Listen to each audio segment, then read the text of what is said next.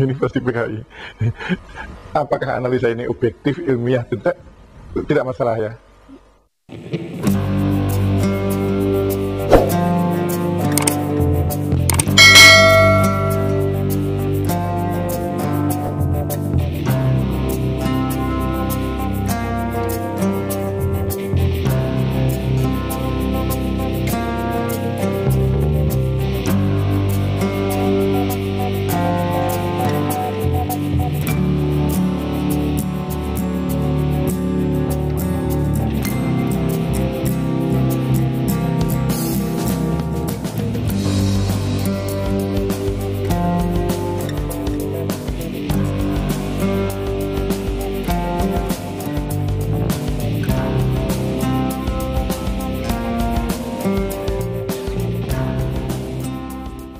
Tragedi berdarah, pembantaian Mangkuk Merah.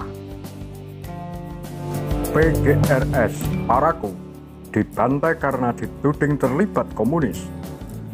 Lebih dari 5.000 orang tewas, mayoritas etnis Tionghoa.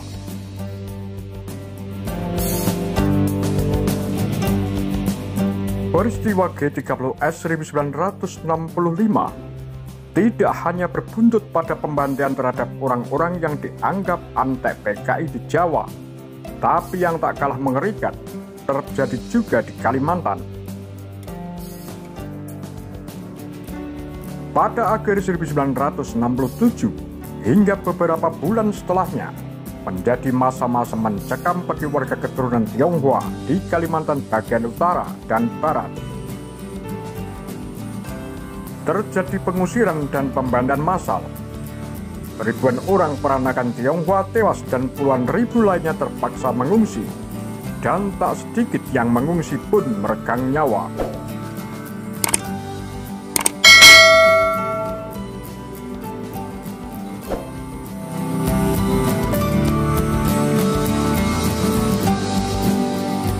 Jauh sebelum peristiwa kelam itu, sebelum wilayah yang dekat dengan perbatasan Malaysia ini tercemar aroma politik, warga Dayak dan kaum peranakan Tionghoa hidup damai dan berdampingan.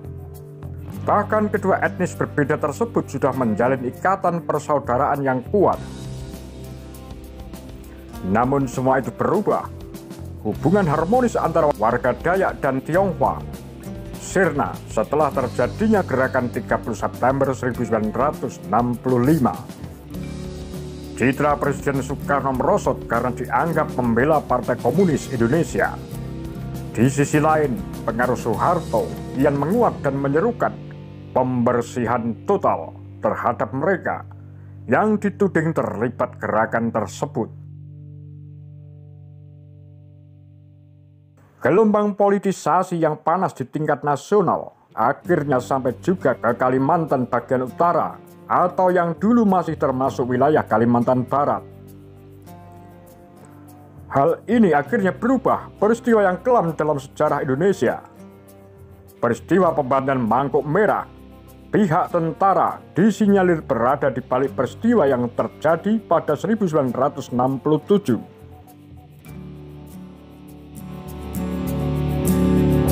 Bermula dari Ganyang Malaysia.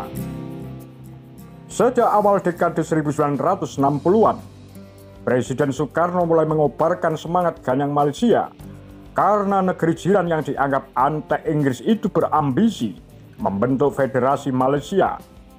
Sebagian besar warga Kalimantan Utara, terutama dari kalangan peranakan Tionghoa yang tinggal di dekat perbatasan, turut menolak keras rencana Federasi Malaysia. Presiden Soekarno kemudian mengirimkan salah seorang menteri negara di Kabinet Dwikora I, Oi Jutat, ke perbatasan utara Kalimantan untuk menggalang kekuatan dalam rangka kampanye Ganyang Malaysia. Oi Jutat yang kebetulan juga keturunan Cina memperoleh sambutan meriah dari masyarakat setempat. Buah kunjungan Oi Jutat, maka terbentuklah Barisan Sukarela atas izin pemerintah pusat. Organisasi Barisan Sukarela banyak diminati warga. Pihak yang bergabung bukan saja warga Kalimantan Utara, melainkan pula para pemuda dari Singapura, Brunei Darussalam. bahkan dari Malaysia yang tidak setuju dengan rencana pembentukan Federasi Malaysia, seperti ditulis oleh Oi Jutat dalam memoir Oi Jutat, pembantu Presiden Soekarno, terbit 1995, halaman 144. Barisan Sukarela atau gerilyawan yang dibentuk antara lain Pasukan Rakyat Kalimantan Utara, PARAKU, yang dikombinasikan dengan Pasukan Gerilya Rakyat Sarawak, PGRS, pada tahun 1964. Pasukan gabungan ini kemudian dikenal dengan sebutan PGRS PARAKU, yang anggotanya memang didominasi oleh orang-orang keturunan Tionghoa yang tinggal di negara-negara serumpun itu. Untuk persiapan menghadapi Malaysia, Angkatan Perang Indonesia mendirikan pangkalan militer utama di Kalimantan Barat. Wilayahnya antara lain Sambas, Bengkayang, Ledo, Sanggau Ledo, Putu Sipau, dan kota-kota perbatasan lainnya. Daerah-daerah itu dijadikan sebagai tempat berkumpulnya para sukarelawan. Seperti ditulis Beni G. Setiono dalam Tionghoa dalam Pusaran Politik, terbit 2008, halaman 836, memaparkan para sukarelawan dilatih oleh instruktur militer Indonesia dan tinggal di kamp-kamp latihan di kawasan perbatasan Kalimantan Barat serta Kalimantan Utara. PGRS PARAKU tampaknya memang dipersiapkan khusus untuk perang melawan negara tetangga. Namun kampanye kontra Malaysia pada akhirnya justru menguap. Memanasnya situasi dalam negeri Indonesia seiring terjadinya peristiwa G30S 1965 membuat Soekarno berada di ujung tanduk. Angin politik pun berganti arah. Kubu komunis yang semula bergerak leluasa menjadi terjepit dan mendapati masa-masa paling suram. Soeharto yang berhasil mengendalikan kuasa mengerahkan seluruh jejaring negara untuk mengganyang PKI sampai ke akar-akarnya. PGRS PARAKU pun kena imbasnya. Militer yang mulai meninggalkan Soekarno pun mendapat momen tepat menggerakkan massa Dayak untuk membasmi PGRS PARAKU, termasuk ribuan peranakan Tionghoa yang sebenarnya tidak terkait atau bahkan tidak tahu menau atas persoalan ini. Adu domba Dayak dan Tionghoa. PGRS PARAKU yang sebelumnya dibentuk atas izin Soekarno menyasar militer Indonesia lantaran terus diburu dengan tudingan pro-komunis. Pertengahan Juli 1967, kaum gerilyawan menyerbu lapangan udara TNI Angkatan Udara di Singkawang dan Sanggau Ledo, Kalimantan Barat. Menurut catatan Indonesia Merdeka, terbitan Sekretariat Negara, volume 14, terbit 1995, halaman 641. Serangan tersebut menewaskan 4 orang anggota militer. Selain itu, 154 pucuk senjata dan amunisi TNI juga berhasil direbut. Namun, upaya militer untuk membalas para gerilyawan mengalami kesulitan.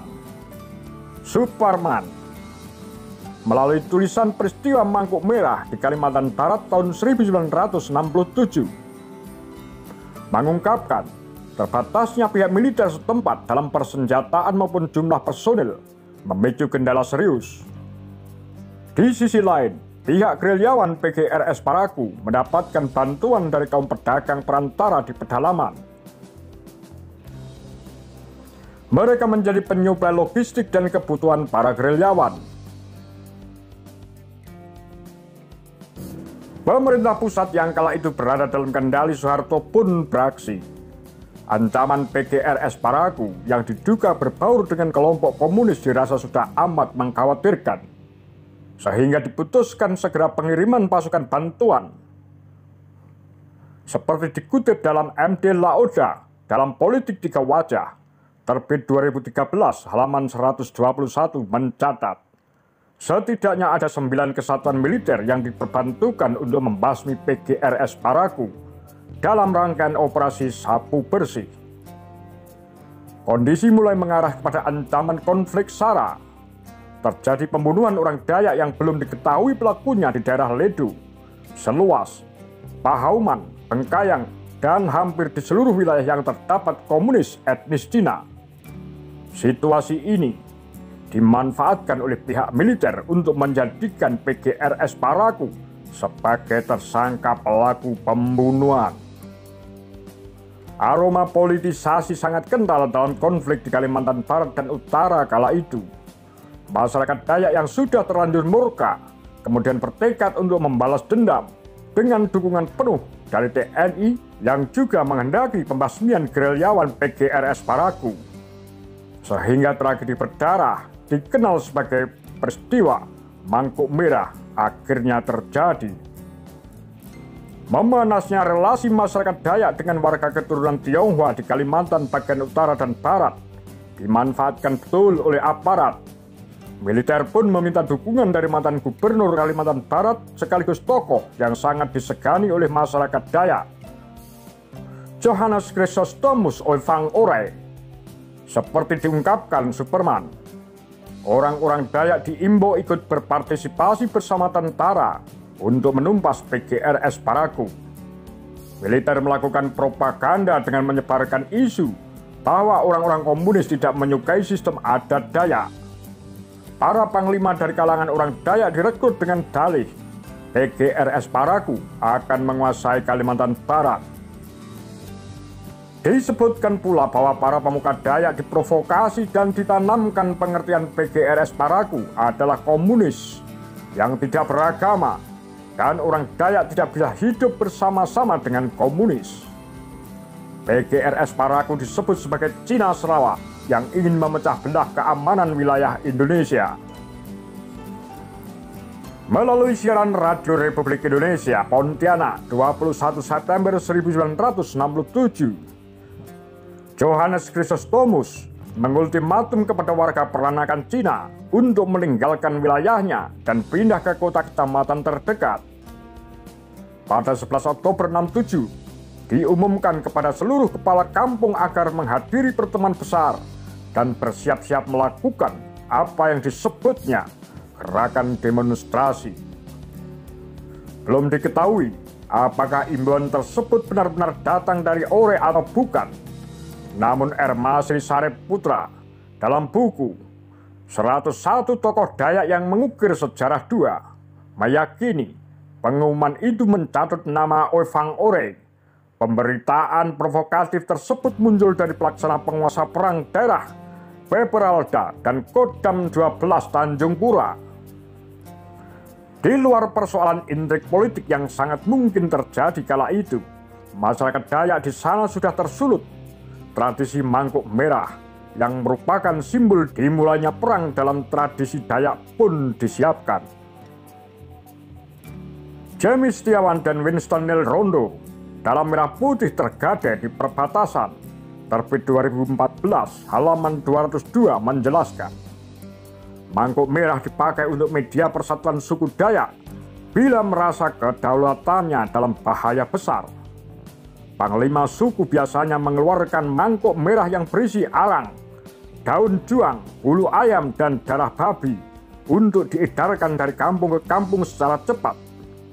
Seorang tokoh Dayak yang menjadi salah satu narasumber dalam buku ini, The Time of Madness, Indonesia on the Edge of Chaos, atau Zaman Edan, karya Richard Lloyd Parry, terbit 2008, halaman 66 mengatakan, mangkuk merah digunakan untuk memanggil orang-orang. Itu adalah simbol komunikasi yang digunakan selama masa darurat.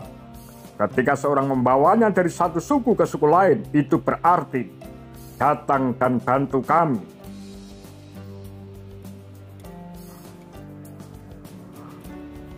Mary Somers dalam Goldingers, Farmers and Traders in the China District of West Kalimantan, terbit 2008, halaman 271 mengungkapkan, terjadi perburuan warga Tionghoa di Kalimantan bagian barat dan utara.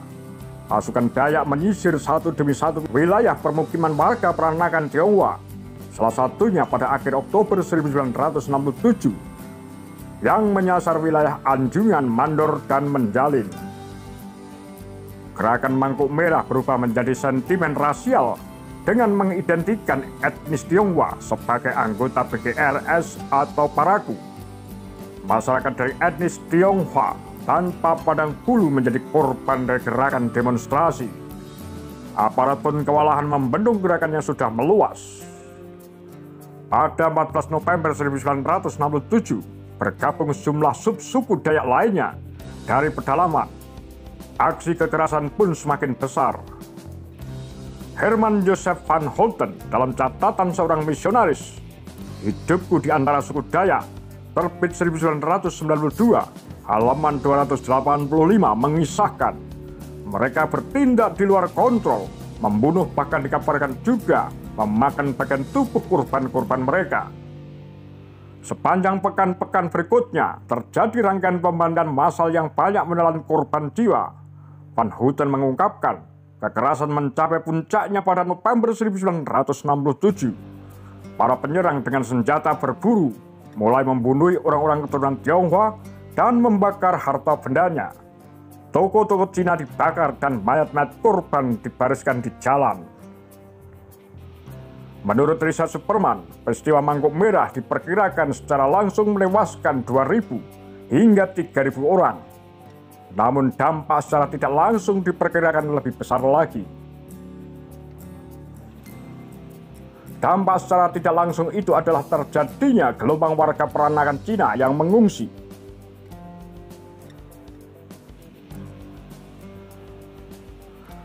Diperkirakan antara 50.000 sampai 80.000 orang Tionghoa bergerak menuju pesisir Kalimantan Barat, yakni ke Pontianak dan Singkawang.